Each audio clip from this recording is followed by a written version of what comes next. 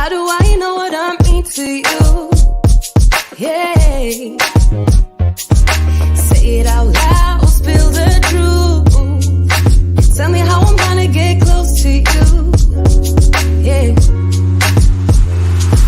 High and low, in between, acting out, make it seem.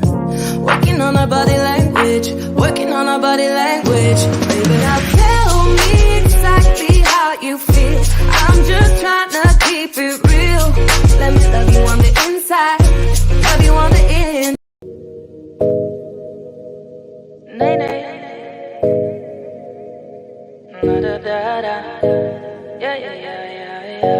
No quiero más, ya no hay nada que me falta, demos nadie se muere, y menos las mujeres, porque que no quiero más, ya no hay nada que me falta, demos nadie se muere, y menos las mujeres, La vida muy cara para esperar, que alguien te la resuelva. Eso del amor pa' mí no real, te mantieron dar en vueltas. Ya no siento nada cuando te veo, pero ese periodo se fue muy feo. Y yo siendo Tauro que bien me leo, yo lo sé, yo lo sé. Hey guys, welcome to another episode of 5F's to Love. And if you don't know, it's Real Talk with Men tonight. So I'm really excited about tonight. But before we get started, I wanted to give my condolences to Kevin Samuel's family. That's definitely going to be a huge loss to our podcast family. I will tell you that I agree with 80% of what he shared. And the other 20%, I was kind of like, really? That's what we're saying? But regardless, his opinion was always valid and appreciated, because without perspective on relationships and where we are, where will we be, right? That kind of helps everyone realign themselves. So I wanted to say that. And I also wanted to say happy Mother's Day to all the moms out there. That's what my guy sent me, which is my midget, Julian. And he's like, my greatest accomplishment in life is my son, Julian, for all that don't know that. So to all the moms and the wives who do not have children, you do have a child. And men always disagree with me because we love them and we coddle them and we take care of them like they're our babies. So if you don't have children and you're a wife, you're still a mom. So let's get the show started because we've got a lot to talk about. Tonight, we're going to talk about, I really like this guy, and that's Stefan. Stefan Speaks. He's this really great guy on YouTube channel. And I kind of watch a couple things that he put out. So I just want to say this, tonight, our podcast is about really looking at what he's saying and whether or not the guys agree. So, let me bring him in because tonight is going to be really exciting. So I'm going to start with Gaylon because once we start bringing in the rest, I need the tone to be set and established with what's happening. So Gaylon, how are you today? I'm doing well. How about yourself? I would say you look fantastic. The last time I saw you, I think we were both dealing with dental issues. So I'm happy to see you. I think a lot of people don't understand how important teeth are, right? Yeah, especially if you're a speaker. Yes. That's what I tell my dentist all the time. Can you make sure that these are like magical? So I do. I see my dentist about once a month just to make sure I stay on top of it. But I'm glad to see that you're doing well. Yeah. And so let me see, Cedric, what's going on with you over at the police department? You're not arresting anybody? Oh, today is a good day. Every day is a great day. Today's a great day. All right, that's good to hear. And of course, you guys know my sweetheart Briant is back. You know what, Briant, I'm really happy to see you. I just want to say Gaylon had to hold it down on his own with the other ones. It was tough on him. He was holding his own, but trust me, it's nice to have that balance. And I just want to say before the show started, Cedric cracked on Briant and asked why did he have to have his muscles all out and have on a small t-shirt. And so you don't have the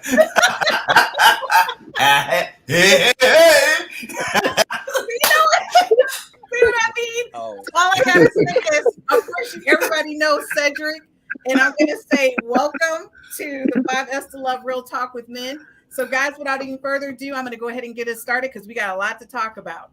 Mm-hmm.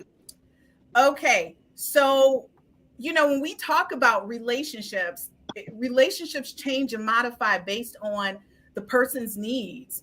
And so what I want to do is tonight, I want to kind of get you guys' perspective on what Stephan is sharing and saying that women need to do in order to attract a man. And there's 7 things. So let's get started.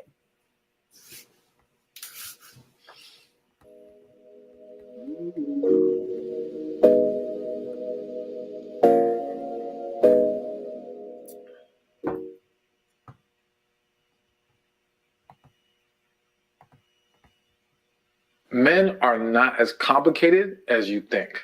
Now, I know that sounds ridiculous to some of you, right? But for real, men are a lot simpler than many women want to give them credit for. And I think where the problem is, or the struggle is a woman understanding or accepting the way that a man perceives life, relationships, what he needs versus what she thinks makes sense or what she thinks it should be, okay? And a woman's unwillingness to accept and embrace his needs, his desires, what he feels is important is what creates a lot of conflict and destroys the potential of some relationships. But when that woman knows the things I'm about to mention to you in this video, that makes her very attractive to a man. Very, very much so. But that makes you very easily attractive to a man is when you know that relationships aren't all about a woman's happiness. What do I mean by that? It does not mean your happiness is not important, okay? It does not mean it's not a priority. However, there's a lot of women, maybe you may not, that have fallen into this way of thinking that it's all about him proving to her. It's all about she's the prize. It's all about happy wife, happy life. And it's not that I necessarily disagree with that kind of ideology, so to speak. I think we have to dissect it. It's just that women may not realize that when you keep thinking like that, you're forgetting about his happiness too. Mm-hmm. And so when you are a woman that shows that it's the both of us, that we are both a prize in this situation. I know a lot of people don't like that, okay? But think about this for a second. A good man is a blessing to a woman, just as a good woman is a blessing to a man. Okay. If both sides don't embrace that way of thinking, you will end up with a one-sided relationship. So when a woman understands that, listen, his needs, his feelings, his desires are as important as mine, this makes you a much more desirable woman to that man. And I think that for a lot of women, what happens is sometimes it's not that you're intentionally trying to dismiss or consciously and blatantly trying to dismiss his feelings and his desires. Many of you, I do believe that there's a lot of great women who do embrace this mindset of we have to pour into each other. However, it's very easy as a woman to get so caught up in how you feel about things that you become blind to how he's feeling, especially in moments when you're vulnerable, especially in moments where maybe there's something that you aren't getting right now. And because you're feeling some kind of way about it, your focus is on the fact that he is not pouring into you, but you're forgetting the fact that you haven't been pouring into him either. All right? And we're not doing tit for tat, but we do have to make sure we're always doing our part. So being mindful of that and taking a step back and saying, okay, is he happy too? It's not just, am I happy? Is he happy too? What can we do to make each other happy? Knowing this, embracing this will take you very far with a man. All right, so the next thing, when a woman knows this, it makes her very attracted to a man. And please, quick disclaimer. Okay, so guys, I would love to get your thoughts. Do you agree? Of course, I heard Brian doing a shout out. I just want to be clear on that. I agree with him. He says that. Okay. I agree with him wholeheartedly. Happy, happy house, happy spouse. There you go. I like it like that. Kendric? Yes. Well, yes, but it's a give and take. like he was saying, it's a give and Yeah. take. Everybody has a piece of the pie to make a whole. And I think more so that, like what he was saying, a lot of women do feel, oh, I'm the prize, so he should take care of me. And a lot of that leads to a big downfall. Okay. I would say a lot of women. I would say some women, because you say a lot. You're looking at a broad spectrum of women. Some women have that ideology that it's my way. As long as I'm happy, is all that matters. It's not all women. I mean, depending on how you were raised, I believe. Okay, so Gaylon, what are your thoughts? I agree with the guy about making sure that there's a balance of making sure that each other understands each other's needs, and the only way that can happen is through communication. So people have to communicate their needs. I think what ends up happening many times with men and women, besides the fact that we're raised differently, you know, men are taught to devalue emotion. You know, suck it up, be tough, be this, you know, just handle it, just do it, without necessarily always having the introspection and tapping into the emotion until it blows up in anger. Sometimes I often tell people the only emotion men are allowed to have sometimes is anger, and that's improper. And then we wonder why it shows up in our boys so strongly. So, you know, whereas the young ladies are being raised, if they're raised properly, you're a princess, you're this, you're that. So it makes it sometimes out of balance when a person feels as though they're the prize in a situation. So if a person, say for instance, says to me, how's your better half? I'll tell a person, I don't have a better half. I'm complete. She's complete, and we complement each other. We don't complete each other. I'm whole. I was whole before I ever met her. She was whole before she ever met me. Now our wholeness can complement each other. But if a person comes with the mentality that they lack something and somebody else is fulfilling it, then what happens when the relationship changes or worse, ends? Wow, that's a great dynamic and a perspective. And I'm going to tell you, I do agree with him. And I also think that the difference is when you're in a relationship with a person who's a giver versus a taker.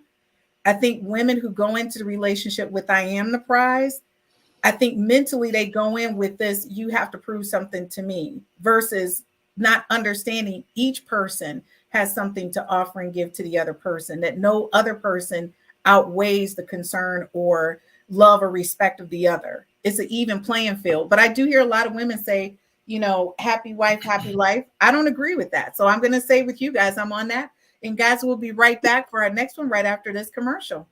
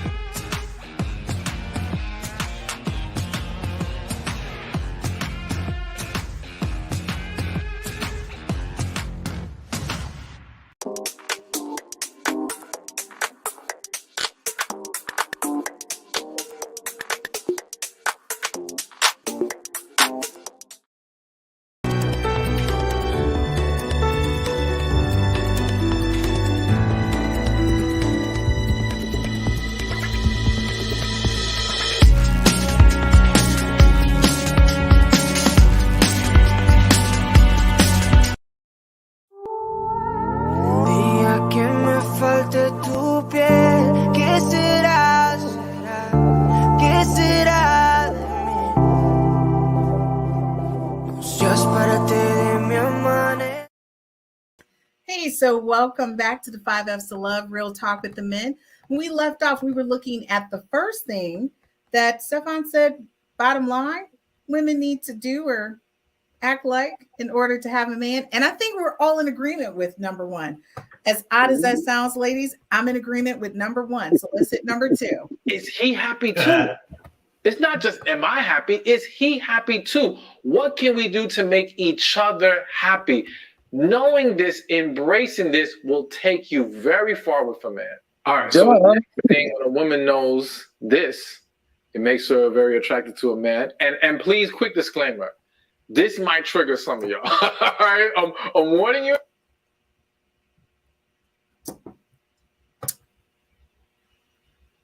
Sorry about that. Next thing, when a woman knows this, it makes her very attracted to a man. And please, quick disclaimer, this might trigger some of y'all. All right, I'm warning you in advance. I love you. You know I mean no harm. Take a deep breath. All right, listen and let me explain and break the whole thing down. Do not react quickly to this. But the next thing is, when you know that giving him freedom doesn't mean he'll cheat on you. Here's what I mean. As a coach, I have sat down with many couples. I've lost count. There's too many to give you the number. And one of the reoccurring themes that I've seen in so many relationships is essentially the woman putting all these, I'm not even going to say boundaries, all these restrictions on the man, all right? On how he can move, what he can do, who he can hang with, all these different things. You know, there's a lot of talk about men being controlling, but the reality is that there's a lot of women who did the same. And not in a controlling, I want to, again, it may not be in this conscious, I'm trying to run you and maliciously hurt you kind of controlling, but it's really, I'm controlling the situation for what I perceive to be my safety. This is the woman, okay? But what happens is you end up suffocating the man in a way that creates a bigger problem later. So let's give an example. I know of situations where the man is not allowed to take trips with his boys, all right? Now, some of you may be saying, why the hell he need to go anywhere with his boys anyway? If I'm not there, what does he need to be doing with them? Listen, some men may not care to go on trips with their boys, but some people, this may not be important, right? But that's not the point. It's the principle of this. Her unwillingness to allow something that he actually wants to do, because in reality, she's fearing that allowing him to do this will lead to him acting inappropriately. It's only going to work against her more. You got to understand, if this man is going to cheat on you, if he's truly a cheater at heart, then adding all these restrictions doesn't stop that, all right? You don't need to control the situation. It's actually better to let the man do what he wants to do in a respectful manner, of course, with communication, with understanding. But if he wants to go on that trip, let him. And then, and rest upon the fact that you as a woman, let's be real. A lot of times y'all still catch it if he does do something he's not supposed to do, okay? And I'm sorry to laugh, but I'm just saying, you guys are just so good at picking up on stuff. So you almost got to trust. It's kind of like what's done in the dark will come to light. The truth will be told. You don't have to go searching for it all the time. But the point is, letting the man do his thing will allow you to see his true character. Mm-hmm. All right? It's almost like if you're worried about someone stealing your money, what is a quicker way to expose if they're a thief? To always hide the money when they're around, or to leave the money out and see if they take it? And I'm not saying we do this to purposely try to set people up. What I'm saying is, unless you are someone who just naturally hides your money, okay, if that's how you live, that's how you live. But what I'm saying is, you don't need to add all these extra restrictions thinking that that's going to somehow save you from having to deal with inappropriate behavior, okay? All right. So what happens in a lot of these situations, because yes, I do understand there are men out there so who guys, will take it what's your thoughts? Who will do things they're not supposed to do, all right? And I understand how that's a concern for a lot of women. But we can still hear. Okay. Well, first of all, I think it's funny that anytime guys have to say real talk, the disclaimer has to come out before it. I think that's hilarious. So let me just first of all acknowledge the fact that a disclaimer had to come out just to tell the truth. One. Second thing, I tell people all the time, ladies in particular, you know what type of man you got. Stop playing. Okay. Yep. Stop playing. Because the majority of issues, whether it's drama, trauma, the necessity for for forgiveness could be alleviated just Right. by wiser choices. Exactly. That's all I got to say about that. And you're 100% right on that. And before we keep going, I just want to say, Wallace said a lot of women out in the dating world are selfish, but there's nothing wrong with that. Now, men have to prove themselves worthy. What do you guys think about his comment? We want to prove ourselves worthy. I don't believe that. I mean, if you're a man worth your own salt. What you got to prove? You got to know who you are. Where did my sweetheart say that? No, I don't believe that. Cedric, you're rubbing off on Brian. I don't like this. I don't like this. My sweetheart is over there. I mean, you know. I mean, if you know who you are, you a mature adult, knowing right from wrong, and you with someone for the right reasons. And if a woman has to tell me, I don't want you to go out because I'm afraid of my cheat, then first of all, we shouldn't be together because there's no trust there. Right. None. So if you don't trust each other, why are you with the person? You don't have no trust. What do you have? You have nothing. And I would like to say that I agree with his point, but I disagree with his narrative. Because, first of all, ain't a woman gonna allow me or let me do any damn thing. Either she accepts it or rejects it. Because I'm a man, for real. I mean, so his narrative is giving this woman the control that he's saying she shouldn't have. Allow your man. No, either you accept it or reject it. And like Brother Brian said, the trust has to be there. Because if I'm a creep with all these shackles or not. So the trust has to be there. But don't put the false narrative of allow your man. No, come on now. No. Kendric, unmute yourself. Unmute yourself. Okay, what are you saying? So with me, when you start into a relationship and you don't stop being who you are. You don't stop doing the things that make you who you are, that make you attractive to that person. Right. So you stop becoming you, like say if you go and you exercise to the gym, you go to the gym to exercise. That's what you do. That's what made you who you are. It doesn't mean because you get in a relationship, I got to change that because I'm afraid that she's going to think that I'm cheating on her or something like that. This is what I do. Sometimes I may want to hang out with the boys. This is what I do. There's no harm in that. So you have to trust the God in me to know that I'm doing the right thing. It's no issue.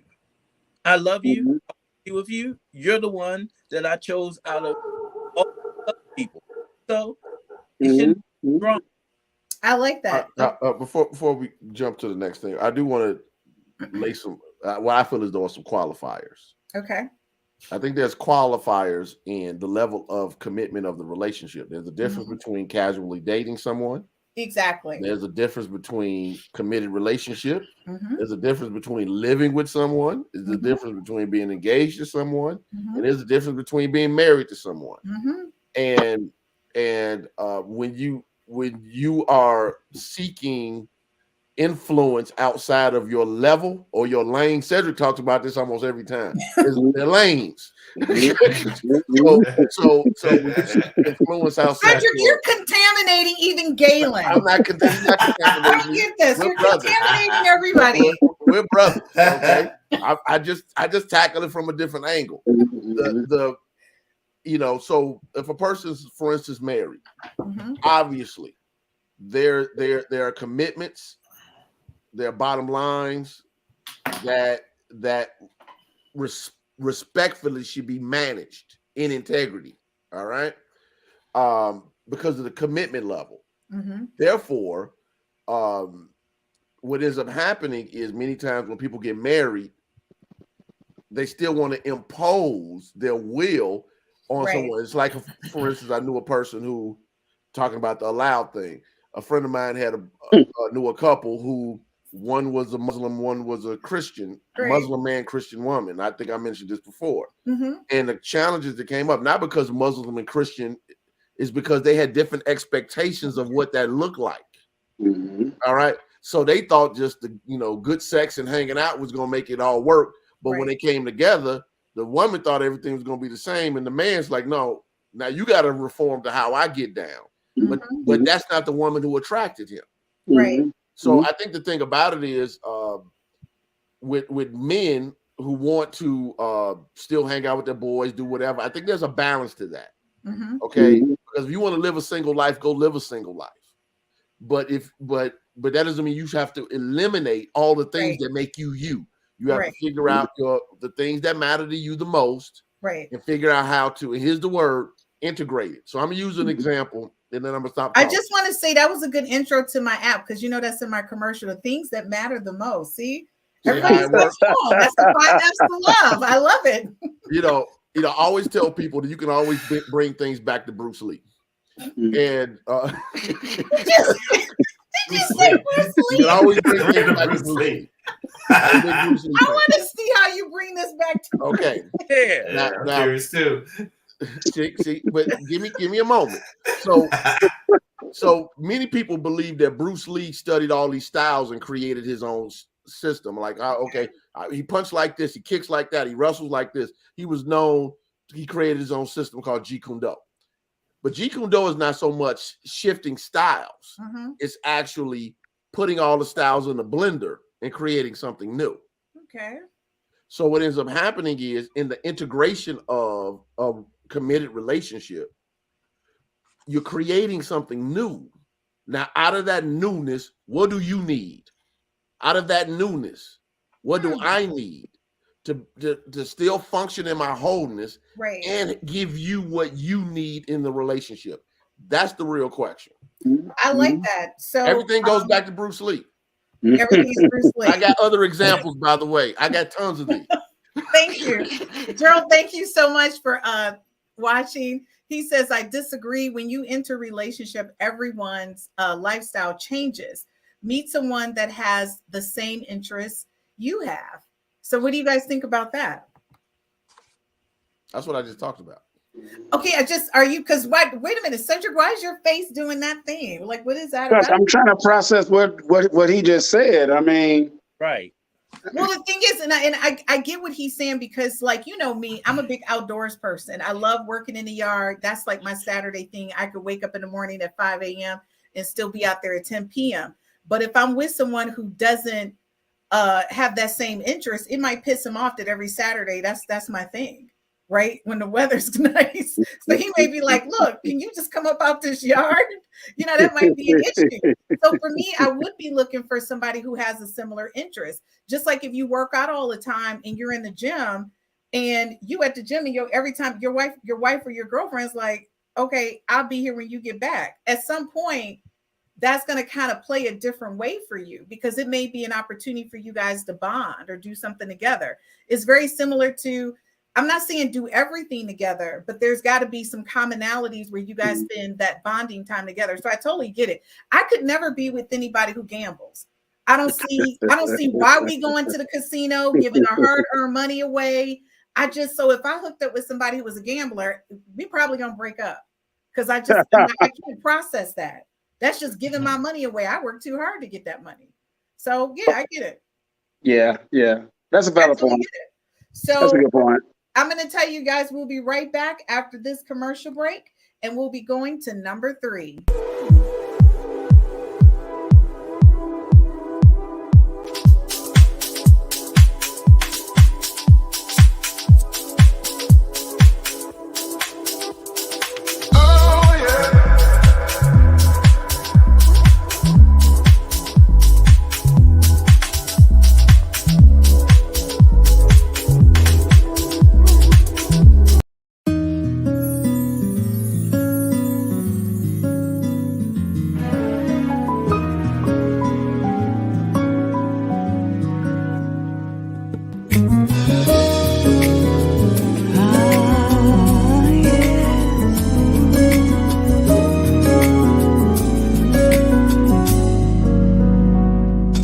Never knew time well spent would reap such sweet nourishment. Never knew if we looked we would see. I never guessed. I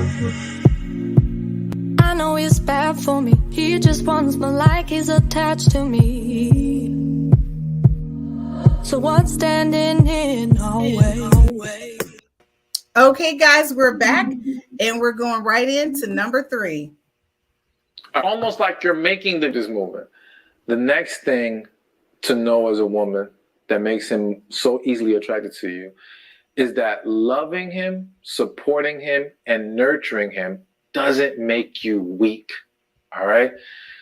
So plain and simple, I think, and I believe it's more of an issue nowadays where a lot of women are feeling like, well, it's almost like when people say, be his peace, right? And a lot of women react to that with, why the hell I gotta be his peace? Why can't he be my peace? And of course, he should be your peace too, right? Y'all should be each other's peace. But I feel like, and not just I feel, I know there's a lot of women who have expressed this concern of, well, being that nurturing, loving, supporting woman is what gets you hurt, is what gets you taken advantage of. It puts you in a position of weakness. Okay, guys.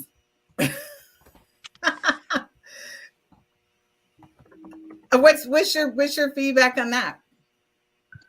Supporting a man makes a woman weak. That's what he's saying.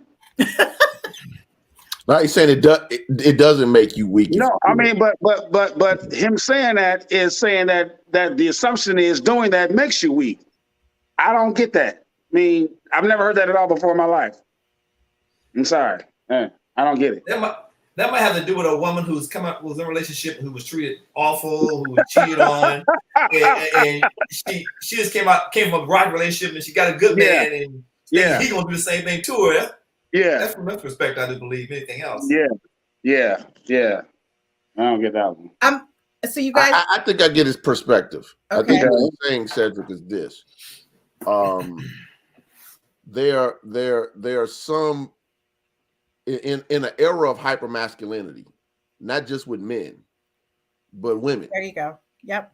Okay. That there is sometimes this perspective that a man who needs, I'm gonna use the term for lack of words, extra attention, could be mama's boy. Could be viewed.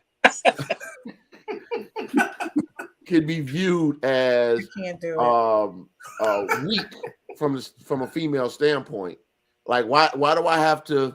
It goes back to, why do I have to be his peace? Why do I have to be this? He should be strong to be able to maintain himself. The problem that comes into play with that type of perspective, if a lady does have it, and I've seen it in the midst of counseling and other things of that nature, is a guy will shut down when they're hurting. Okay, because they think they just got to push through no matter what. Sometimes again they're raised that way, so I think it's a perspective. But because of the way the world moves now, many times there are many ladies who have just as much and sometimes stronger masculine energy than guys. Okay, which creates sometimes clashes. Yep. Okay, but Brother Gaylon, he said loving a man, supporting a man doesn't make you weak. That's what he said. And I've never heard or phantom women thinking that me supporting my man and loving my man makes me weak. I've never heard that before. Right. And I think the challenge comes into play is this, and I don't want to just overtalk to this conversation, obviously, what other guys will say is, I think the question is, what does the word support mean? Right. Because in the city of Chicago, there are women who are literally supporting men. Yeah, they pay the mortgage or the rent, they pay the utilities, they pay for the cable to stay on, they pay for the car that's being driven. Yes, they do. Real talk. Okay. These dudes that are like know nothing dudes who are doing nothing, and the women are literally supporting them. Yep. I hope he's not talking about those people. Those guys. I don't think he is. Okay.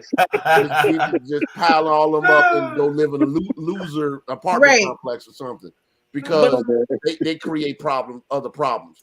So the issue comes into play is, I get what you're saying, but the idea of support, what does support really mean? I think the real question is, what does support really mean? And I go back to the baseline.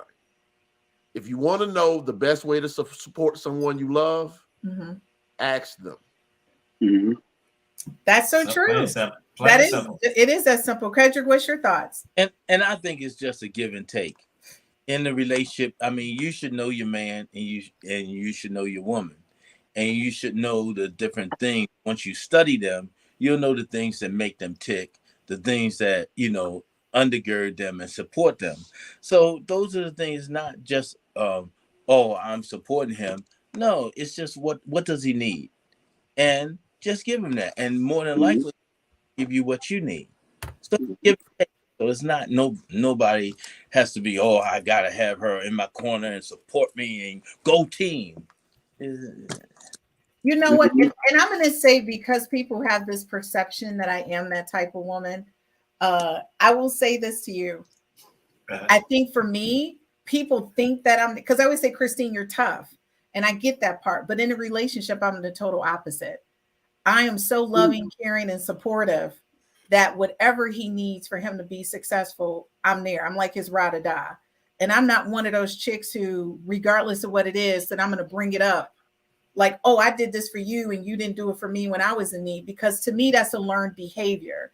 So when you feel, and I don't need as much support as most women do. I'm not a coddler. You know what I mean? So for me, if I see that you need it and it's important to you, then I'm going to do that, because that's important, that your partner understands that you have their back at all times. And I don't think it makes you weak to be there for your partner. I think it makes you insensitive that you're not open to the other person's needs. Like Gaylon was saying, if you're in counseling and your wife brings up in counseling, like, why do I have to be this or be that for you?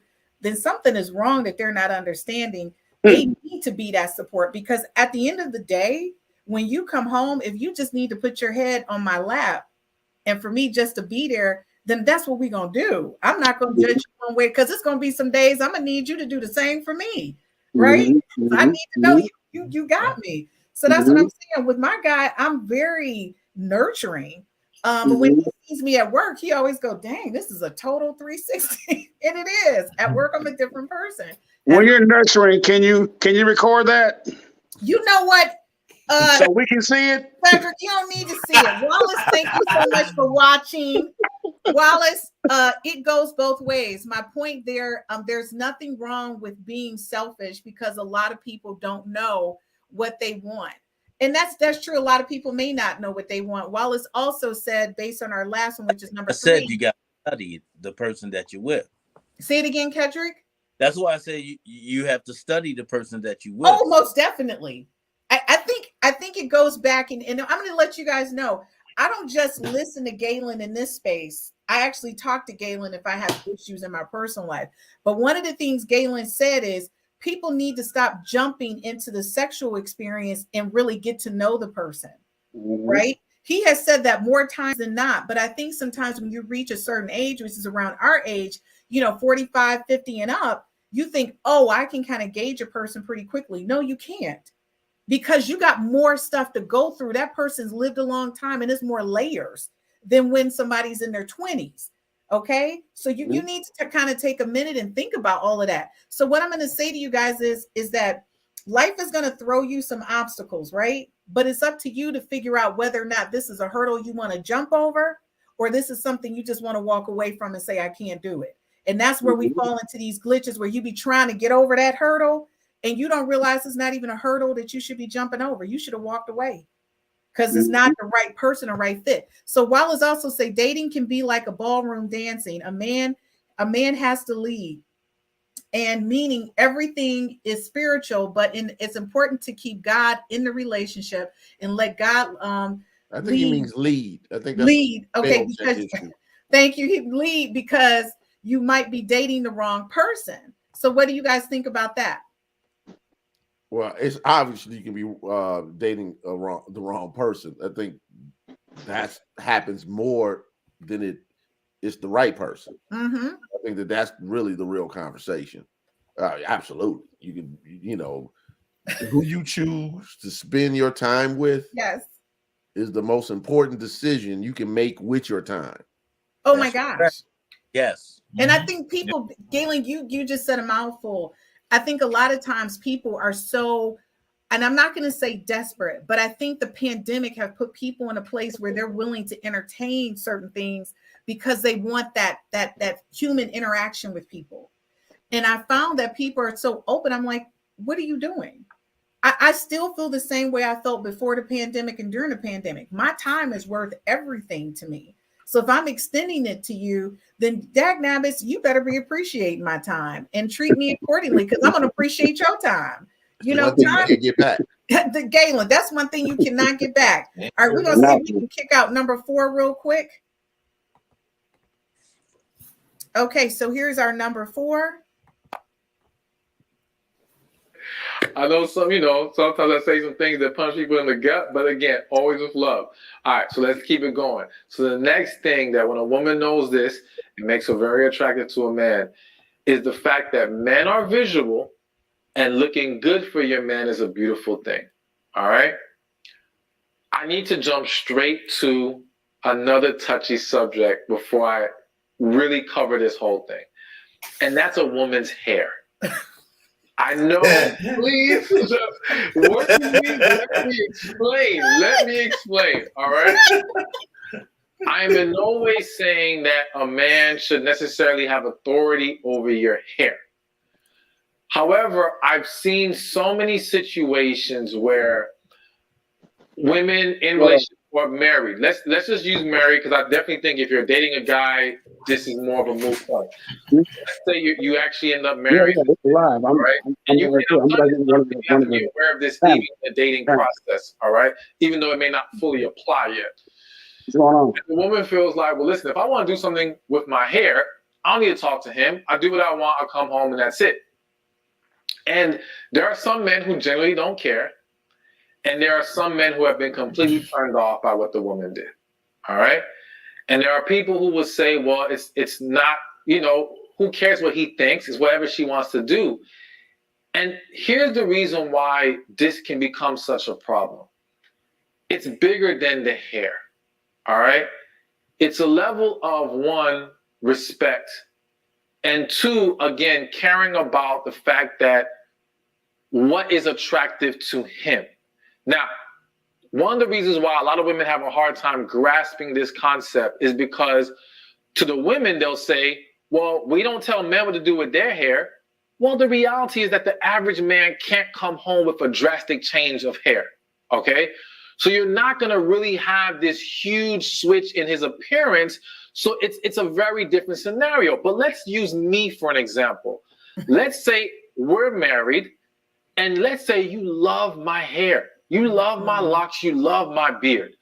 Some of you may not love my hair or my beard, but that's a different story. But let's say you love it. No. And I come home one day and it's gone.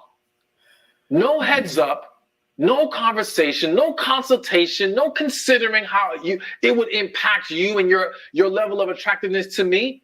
No, I just go and do it and say, hey, here, suck it up. This is what I want to do. You would feel some kind of way.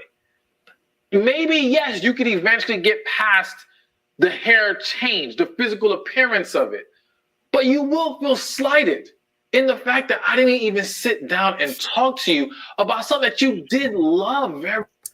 Okay, so I need to know, do you guys feel slighted when a woman does something different with her hair? Is that like a deal breaker for you?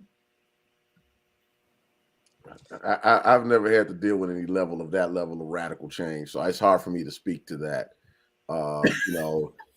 Somebody showed up looking like the heat miser, I probably would have a problem.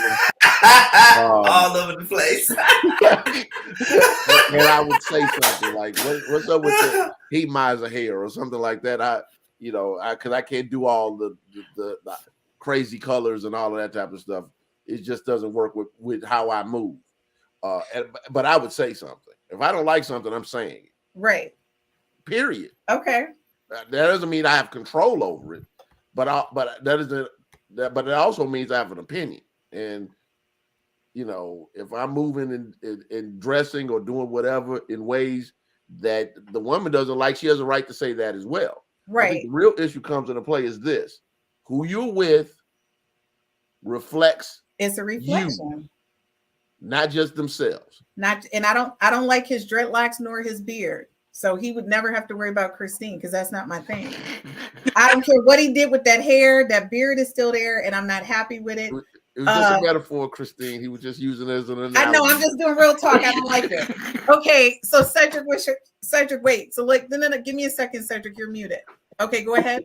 Yeah, everything the brother said was on point, but as shallow as it sounds, appearances matter because we are visual creatures. Now, if I met you and you have long hair and it's your hair, not store-bought hair, okay, and all of a sudden you come home and you got a Covatis or looking like India RE and you didn't give me heads up, I'm gonna be mad about it. Grace Jones. Thank you. Brian, don't do it. And then I'm just saying. No, for real. I mean, so that might sound shallow, but those are very real issues when it comes to men. So yes, so women, you need to check with your man for you make a drastic change. Yes. Okay, so Kendric, what's your thoughts? Okay, so it's the best way to say it is women wear all different type of styles now. You got all the different type of wigs. You see girl purple hair, green hair, the next one. You got short hair. They got all these different wigs, and you want to see what's underneath of the wig, which is normal. Do you, Kendrick? Do you really want to see? You got to see if they got real hair. You can't unsee that, Kendrick. You can't unsee that. Once you see it, that's it. Crazy part, not just here in the United States, but in other countries, it's the same way. They wear wigs. I mean, yes, not just in the United States. So, Brian, you feel the same way that the hair is a part of what you like about that person? You asking me? Yes, you're Brian. You're Brian. Yeah, it is. You know what? If it's gonna be something that's drastic, I mean, just talk to me. Because I'm gonna give you an example. I remember one time when I was going to shave my head, my ex-wife was like, "Don't you shave your head?" I said, "Heck, it's falling out. That's why I'm shaving it." But she didn't want me to do it off the bat. So what I did was I kept it real low. I had a bald spot here in front. I looked like Gilligan's Island or something. I'm like, man, I'm seeing that. Why you can't see it? I mean, she wanted to talk. So I like the same thing. I like to see the hair sometimes. I know women change their hair and all that kind of stuff. Yeah, I want to see up on to make sure they got real hair too. Looking like, I just do. Okay, I like hair. Okay, so I want to be clear that there are a lot of women who actually have alopecia to the point where they have no hair. They may just have some across the back, like a little strip. So my thing is, like Cedric said, you can't unsee that.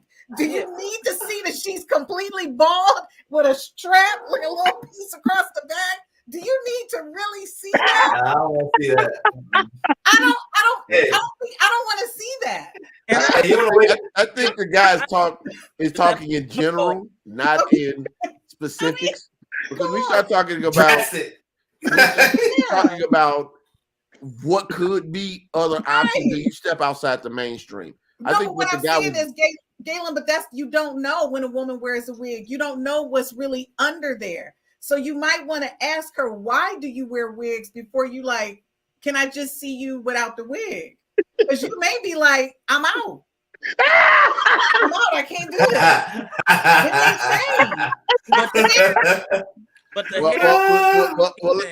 You go ahead, Cedric.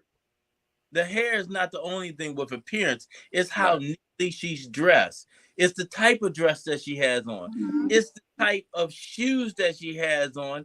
And if shoes have a rundown heel and it has the scar all in the back of it. Oh, I'm sorry. I ain't gonna look at all that close to the shoes. I may look at you, but I ain't gonna look that close.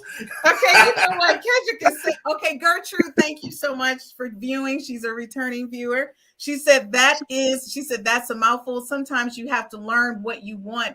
Many mistakes occur in relationships because they are looking at external characteristics instead of internal. Can I say something about that really fast? Yes. I think at times,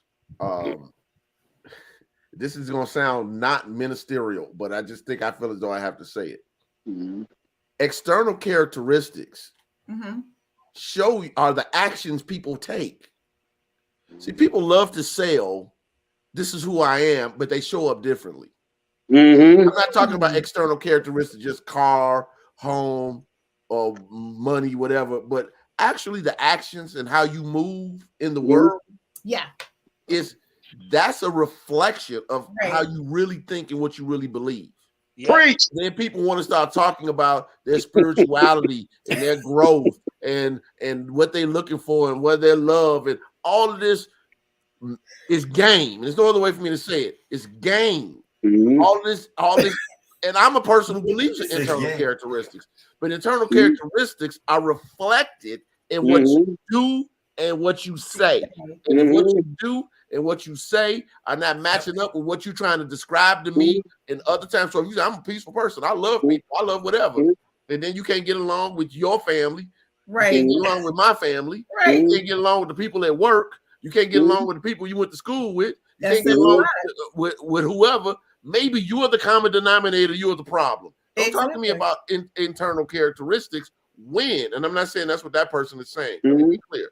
But sometimes it's easy to talk about internal and external without recognizing, just like a quarter, it's just one side of a whole thing. You know what, Gaylon? That's the reason why I'm bringing Cedric to Chicago to come to church. Just so he can see you. He can see you live. You're more than welcome. So he can see you live. I'd hope the church don't explode when he walks in, though. Gertrude, she said, my ex-husband did not talk to me for 3 months because I had cut my hair into a short style. I do understand that statement. So she's like in 100% agreement. Yeah, he needed to be your ex-husband if you don't speak to you for 3 months for cutting your hair. Yeah, that's crazy. Yeah, he needed to be your ex-husband. Yeah, for sure. For 3 months. Okay, Bye, guys. Felicia. We'll be right back after this quick commercial break, and I mean quick.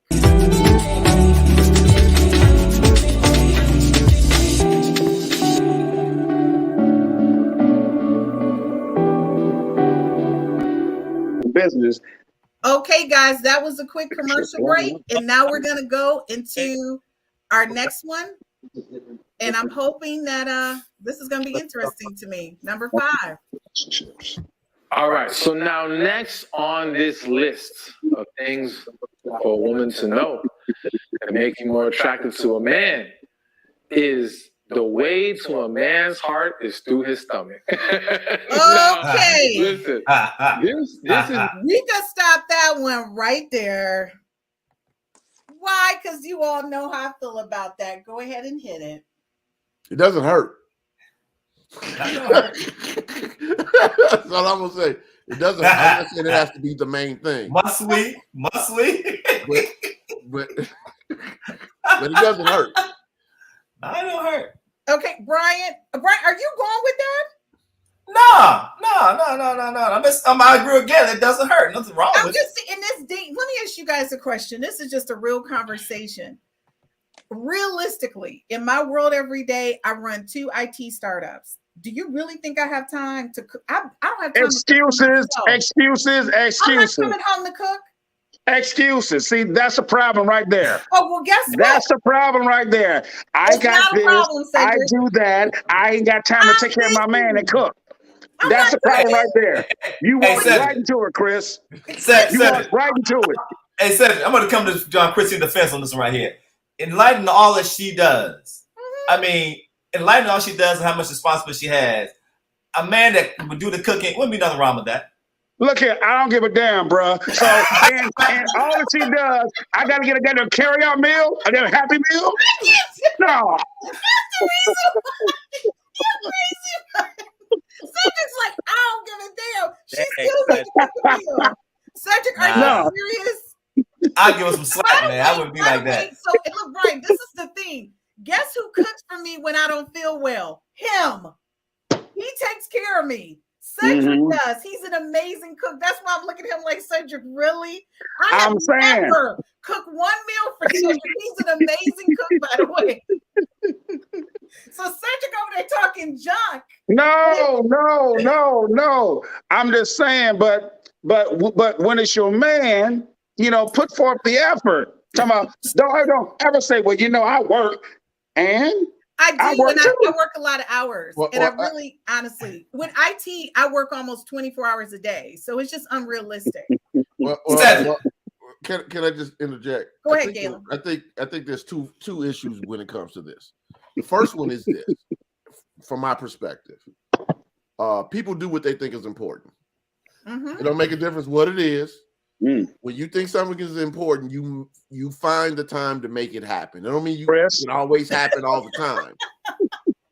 And I'm not just talking about food, because things can become convenient. Okay, I can't say okay, I've been working all these hours. I work 12, 13, 14 hours a day. Yeah, but the snow is in this driveway, and I can't get my car out the driveway. It don't make a difference how long I've been working.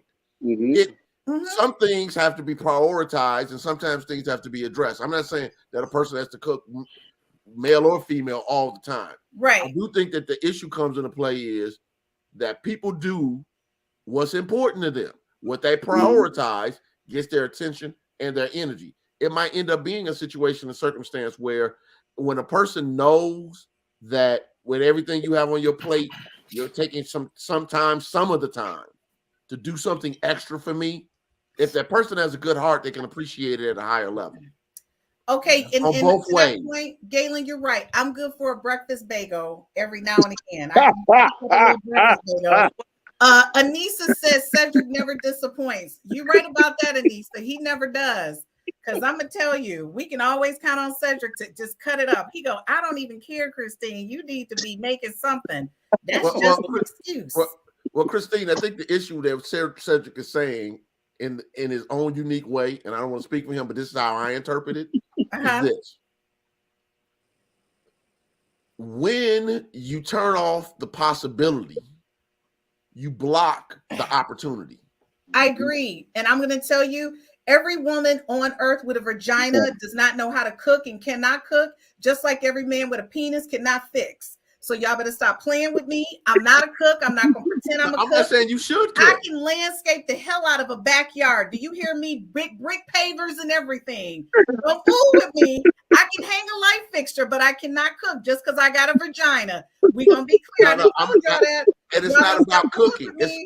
It's not. I don't think the issue is cooking. The issue is when you turn off the possibility of, because I do this, I can't do that. Oh no, the possibility is I do all of that and I'm not a good cook. That's why I thank God that every man that comes in my life is an amazing cook and they love to cook for me. And that might mean that, sometimes with everything that works with Uber Eats and other stuff. Even have somebody come in and cook the breakfast for them. So like Gaylon, you know in our religion, you know how we do it, okay? Because that's all the metaphysics right up in there. Because every day I say, God, you know what I need. You know how I need it. Let me list. Just cause it to happen. That doesn't mean you have to do it. I know. I can't, but I will tell this. I will say this. I have created special moments for people that involve food that I did not cook because it was their favorites. Right. And I did make it happen for them, but I didn't cook it. Okay, so let me get to some of these comments because Gertrude said, I would like to share the cooking. I think that's fun. Cooking can be a romantic between the two. I can. But wait. But what about the dynamics? Some people don't need all of that cooking. Right. Me personally, I eat salads all the time. So I'm good. If you have some tuna fish in the refrigerator for me, I'm happy. Love you long time. Okay, Cedric, then you good with me because I got some love you long time. I got some tuna fish and I got some salad bowls. So see, we would be good because that's what I got. Younger folks won't know what love you long time actually means. Love me long time. All right, you guys, let's hit number 6. We're almost at number 7, so here we go. It's your law, but no, I ain't scared. Bump that. I'm gonna say it. All right. So here's what it is. The next one is when a woman knows to have sex is not enough. Let me explain. Don't jump to any conclusions yet. So, okay, first, let's get out the way that I am not saying that you need to go have sex with this man. I fully encourage and think abstinence is a great thing. Waiting till marriage is a beautiful thing. But again, I always say I understand that most people, most of us struggle in that area or may cross those lines. I'm not here to judge you or to, make this a right or wrong at this moment. I just want to talk about this area of a relationship that many engage in. And when I say to have sex is not enough, what I mean by that is a lot of women fall into this thinking of just showing up in the bedroom is I did my part. Just allowing him to engage with me physically is, okay, I'm doing what he wants. But sex is so much more than that. And what he's hoping to receive is so much more than that. So to have sex is not enough because it's not just having sex, it's having the sex that he likes. Just simply getting it in doesn't necessarily mean it's... I'm also just stop. Cedric, I can't stand you. Cedric, why do you act like that? I already knew what you were going. Cedric, just go. You forget it. Brian, what's your thoughts? Do you agree? Yeah. Why are you iffying on? Like, can she just show up like a mannequin? No. She needs to be involved. She needs to be involved. Do you think she needs to help you live out your fantasies? Like that. The Bible said the bedroom is not defined. This your wife. I mean, her fantasy, my fantasy. I mean, if between those two, now get that straight. Those two, nobody else. I ain't gonna have no fantasy when I have a wife. I mean, it just a fantasy portion of my life is over. I ain't got no fantasy right now. I'm done with that. Why? Because you're not married? Yeah. Right now, yeah. Yeah, I'm done with that. No. Okay, ladies, if you're out there and you're single and you're looking at Brian, it doesn't mean that he's not going to be a good sexual partner for you. He's just saying he's saving that for his wife. That's all he's saying. I don't want y'all to think, okay. Bring your fantasy with you. Exactly. And I'll fulfill it then. We'll work it out. Why you crack me up? Okay, so Kendric, what about you? I was hoping you wouldn't ask me that. Why? Because, okay. You know you're gonna get asked. Okay, so my philosophy is a little bit different. I believe in pleasing the woman, and then once you please her, you can get the world. Oh, that's so. Cedric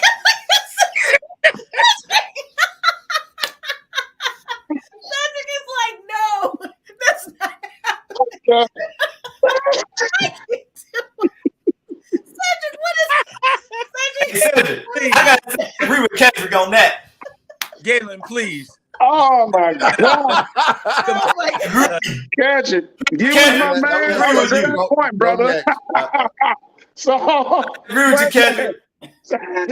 So that goes back to I think the first point is like, it's not about you, it's about us. And what about the man? So no, because first of all, Oh, somebody's asking. we can't please her if we ain't pleased, if you get what I'm saying. That's not true, Cedric. That's not true. We gotta stand up strong. We gotta stand up strong. We gotta stand up strong. We can't be happy. We can't be like, we can't be wiggly. Okay? So if we ain't happy, she ain't happy. No, but the thing is, you still can be strong and still take care of her first. A woman's like a doggone cold engine. You gotta warm her up. And once you get her hot, then everything flows perfectly. Well, all hail to the king. All hail to the king. All right? You crazy. I say you gotta heat her up, bro. And that's our responsibility. I believe you say, Kendric, take care of her first. I got you, brother. I got you. All I gotta say is, finally my baby Brian shows up, right? He show up in that moment. And I'm gonna say to you a couple things. From a woman's perspective, and I understand what Cedric is saying as well. I think a lot of times, and I know this about different women, they show up and they're like a mannequin. And they're expecting the man to do everything, right? Mm-hmm. Or they show up with limitations on what they will and will not do. So the thing is that if you're married to him, there are no limits. Mm-hmm. If you're dating him, there are limits, and you need to discuss what those limits are until you guys are in a committed relationship that's going in a direction of marriage. And I totally get that. But I also think, to Cedric's point, when you're with a person and that's like a moment to bond with them, right? So to me, it's like it's a nonverbal expression of how you feel about that person.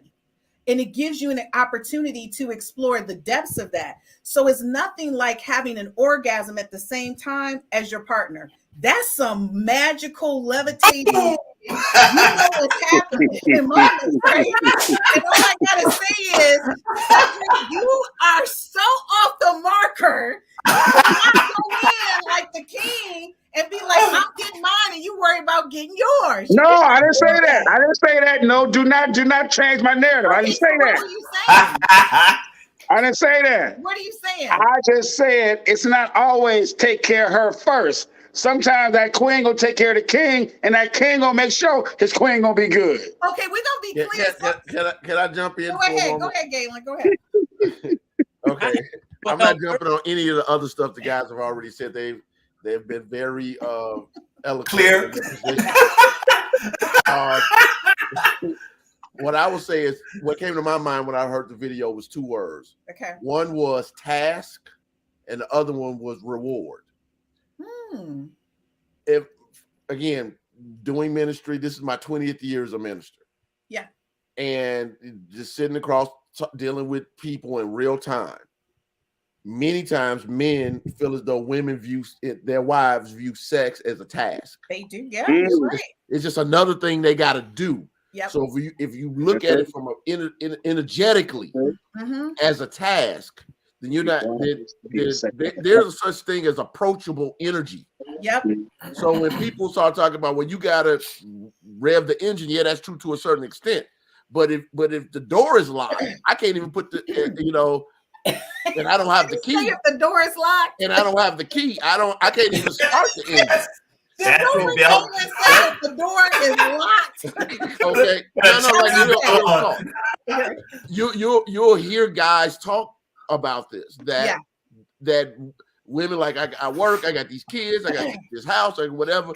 It starts to look like one more thing. Right. So you don't bring the energy of the intimacy energy to the experience that allows it to be the best possible opportunity. It's like, do what you got to do, get it over. That's the mannequin that you mentioned. Okay. Yeah. So we have task and we have reward. The other issue comes into play is, since women have been many times raised that having sex with them is a reward. Yeah. Then they view, especially within a marriage context, that this man is getting something that's extra. A reward is something that's extra. Right. Not what should be given or experienced as a part of the agreement. Okay. Now, if I go to a restaurant and I pay for the nice steak and it's my birthday and they bring me out a cake, that's a reward. Right. Okay. All right. But I paid for the steak. Right. And I expect the steak to be the way I like it. Now, I'm not trying to be funny. I don't believe that means that there are no restrictions. I disagree with that, Christine. There's no restrictions when a person's married. I think everybody should be comfortable in their sexual encounters. That being said, I do think that many women have a belief that sex is a reward. Like, okay, it's your birthday. It's sex. Well, it's anniversary. It's sex. Okay, I get that. But the sex should already be on the table. I think sex should be on the table every day, twice a day. And when I say open, I mean you should not go into a relationship or a marriage closed-minded. You should have an open conversation about what this person wants. But I know plenty of women right now, they will not. And I mean, real sex is off the table. They're not doing it. And they got unhappy men, or they're single. Oh yeah, and that's, they ain't doing what? They ain't doing what? They're not doing oral sex on a man. I'm just gonna keep it real. Okay, so Gertrude said, Cedric, what's your view on that? Because she kind of know, but she already gave your view. I just want to say that you didn't see it when she posted it. And then Cook said cooking is not the only indicator that there is a high level of care and affection. By the way, I agree with you. thank you, It was just an example. I mean, I'm not saying it because she's my best friend. That's not what we're saying, but I'm just saying thank you for looking out for baby girl, because they over here clowning on me right now. It depends on what a man wants and needs. That's true. And luckily I meet men that cooking is not at the top of the list. Here's number 7. Anyways, the last one is when you understand and have emotional awareness and you embrace transparency. And I'll even say it as emotional transparency. What am I saying here? First, let's start with emotional awareness. A lot of women struggle, knowingly or unknowingly, with being emotionally selfish. All right? However you're feeling in the moment trumps anything else that's going on with him. And so I've seen situations where the man could be having a rough day, but because you're feeling some kind of way about something, you're lost in how you feel and your emotions, you're not aware enough to pick up on the fact that this is not the moment to be trying to come at him with this. All right. Now, it doesn't mean never discuss the issue. It doesn't mean completely suppress how you feel. I don't believe in that. I believe that has to be discussed. Okay, so guys, before you give me your thoughts, we're going to go to a quick commercial break and we'll be right back, like literally right back. Hey, baby, come and be with me tonight. I don't want to come across impolite, but I'm ready.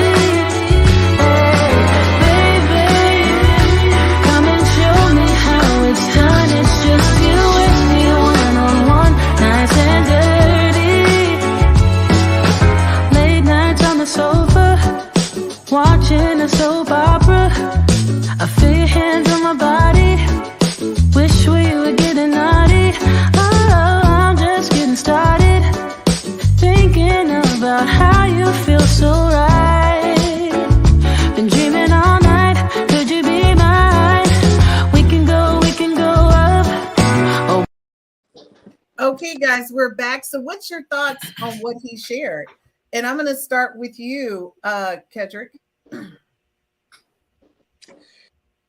Huh. What is that pause like? What does that mean? Okay. And I say that because, I mean, do you ever feel like when you're having a certain kind of day that it can be overlooked by the woman because she's having a certain day and she's not really paying attention to where you are emotionally? Well, it's about up on each other's pattern. I mean, everyone has a pattern. Getting up on the emotional portion of what each other is feeling. That's it. So you're saying you're going with pattern, because if I'm having a bad day, I'm texting you, I'm having a bad day, and I'm giving you sex as soon as I get home to make me feel better. Like I'm texting that. So when I get home, the expectation is we're naked. That's the immediate expectation, is that we're naked. Because I'm saying that if that's what I need, then it's not a pattern. I'm just telling you. So would you rather pressure? Huh? I was trying to see how we got all the way there. I'm just doing real talk. Some people, that's the way they release stress. That's just how they. Yeah, I'm just messing with you. So if it's a bad day, I'm not gonna say let's go to dinner. I'm gonna say meet me in that bedroom. Okay, what's happening? So then I'm good. Then I can just bring it on back. But I'm saying, do you guys feel that sometimes women can overlook that you may be going through something because they immediately come in and it's like it's an oversight? They're kind of focused on them. Do you guys feel that way? I think echoing what all the brothers said through the entire podcast of the narrative, you know who you're with. Period. You know who you're with. You know what to expect. You know what to give. You know what's expected. You know who you're with. And like it was said earlier, there's different levels. There's marriage expectations, there are dating expectations, there's engaged expectations. So manage your expectations based on where you're at. You know who you with. You know what to expect and what not to expect. That's all. Yeah. I call it situational awareness. There you go. Like, okay, there are moments where you got to read the room. If you're too caught up in your own emotional energy, you can't read the room. You can't see the sign on the times. So most men need a moment to decompress before if they've been dealing with hard work all day, the last thing they want to do is walk in the house and get bombarded with this, and that. It's like, can I take my coat off first? Mm-hmm. It's like literally, it's a moment of decompression that needs to happen. What's the guy you like? The white guy, Christine. You're not like attractive, but like his stuff. The Men Are From Mars guy. Can't remember his name offhand. Oh, I know what you're talking about. I can't call his name either. But he talks about men have to have a moment to go to the cave. But Gaylon, but dig what you just said based on what you did. Chris is already butt ass naked. Exactly. Chris already butt ass naked. You talking about I need time for the cave. She already butt ass naked. Think about it though. How many husbands will get a text from their wife saying, "Those Chris saying ain't gonna be like, oh, I need to go to the cave." Nah, I'm gonna mute that shit. I mean, how many men gonna be saying, "Oh, I gotta go to the cave. I'm going to the cave." That's a lot. Hey, they gonna leave work early if they get that text. It's like I'm wrapping this stuff up early. But in general, what I'm saying is guys don't want to deal with problems immediately. Yes. Yeah. I don't care across the board. Yeah.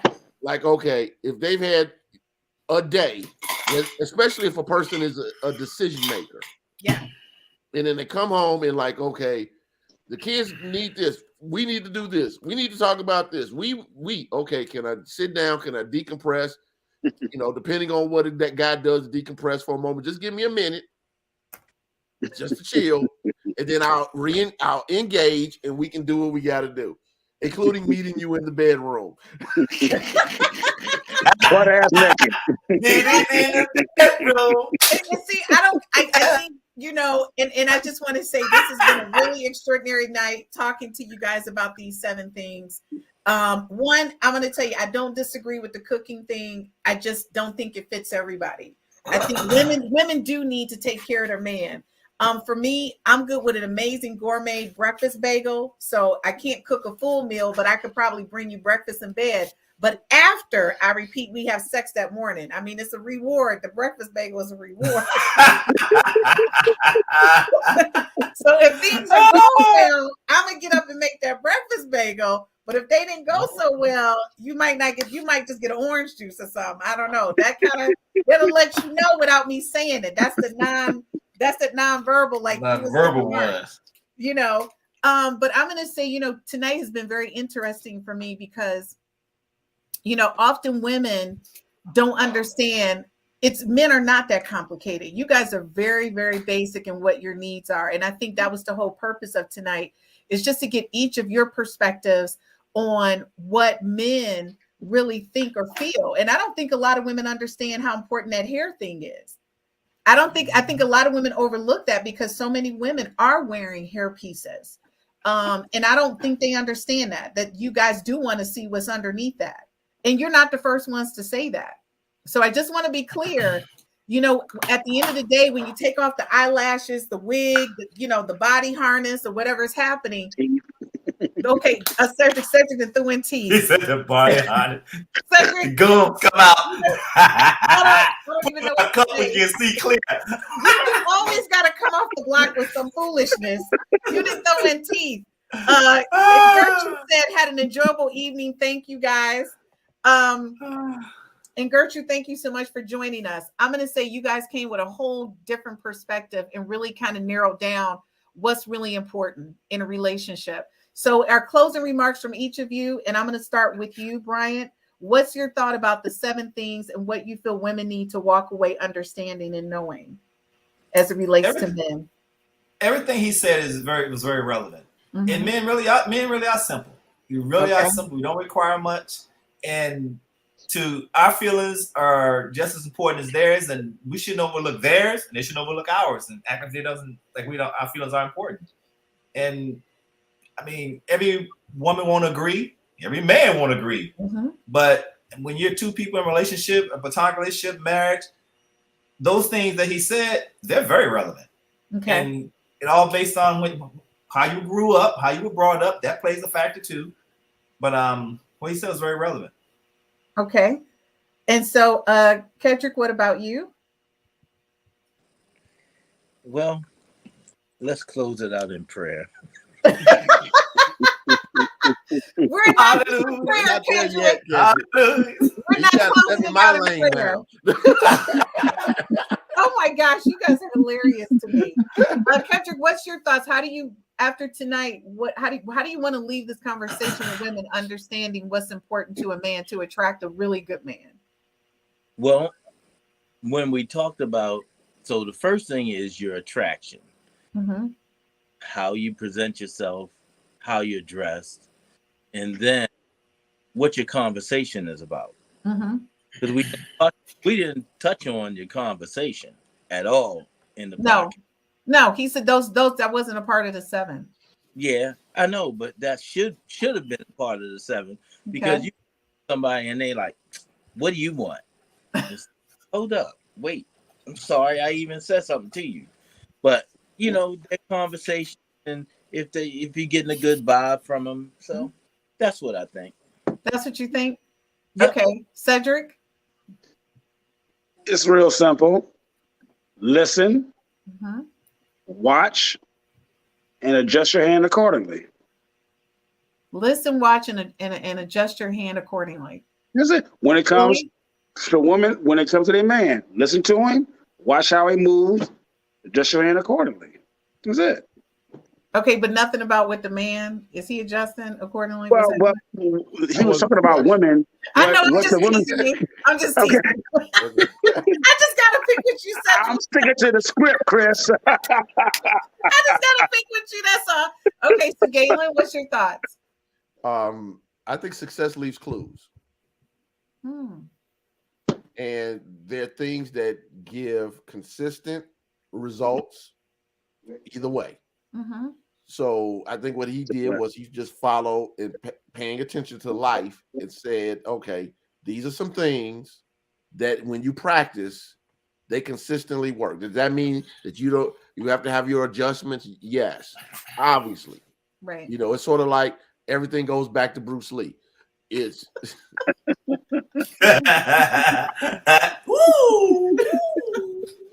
All right, how we relate this to Bruce Lee? I'm about to do it. You give me a chance.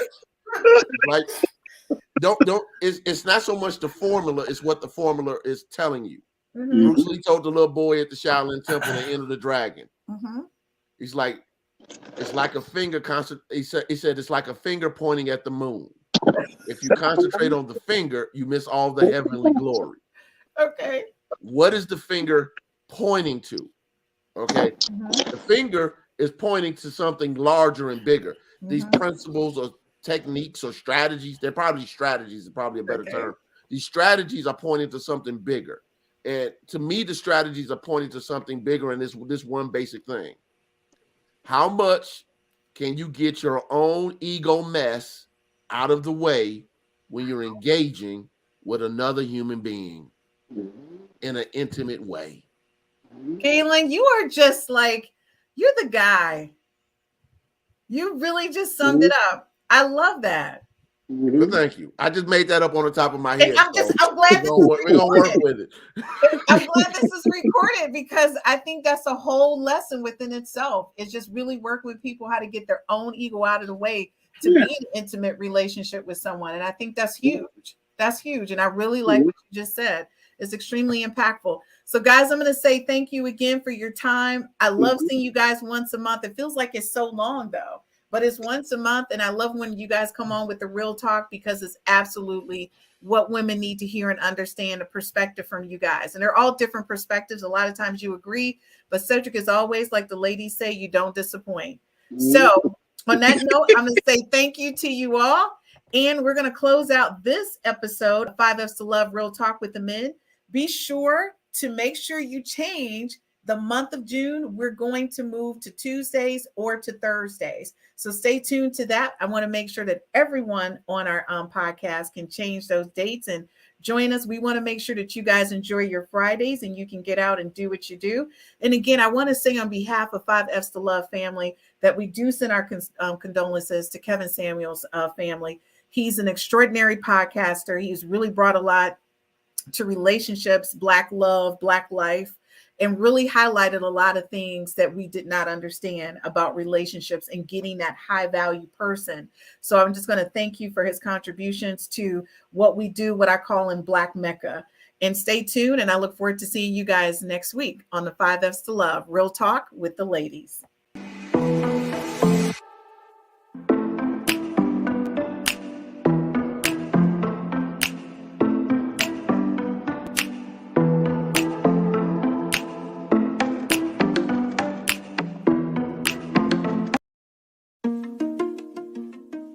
My name is Christine Burkett, the inventor of the 5 F's to Love.